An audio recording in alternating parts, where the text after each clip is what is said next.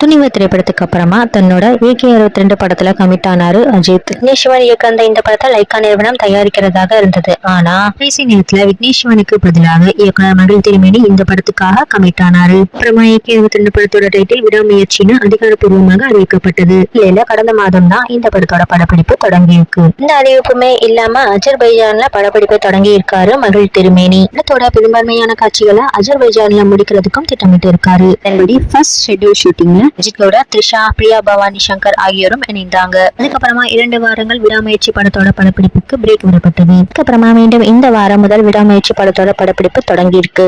அஜித்தும் த்ரிஷாவும் ஒரே விமானத்துல அஜர்பைஜானுக்கு சென்ற வீடியோ இணையத்துல வெளியாகி வைரலாகி இருக்கு.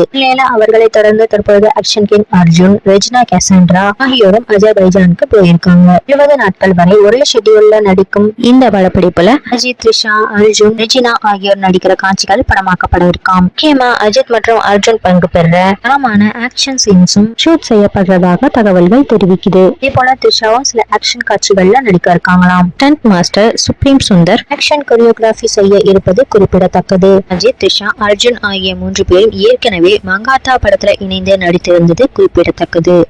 மீண்டும் விடாமுயற்சி படத்துல இணைந்து இருக்கிறதுனால எதிர்பார்ப்பு அதிகமாகவே இருக்கு. நிலையில விடாமுயற்சி படத்தோட ஃபர்ஸ்ட் லுக் புத்தாண்டு அல்லது பொங்கல் ஸ்பெஷலாக வெளியாகும்னு தகவல்கள் தெரிவிக்குது. இதே போல இந்த படம் அடுத்த ஆண்டு அஜித்தின் பிறந்த நாளை முன்னிட்டு மே 1ஆம் தேதி வெளியாகலாம்னு எதிர்பார்க்கப்படுது.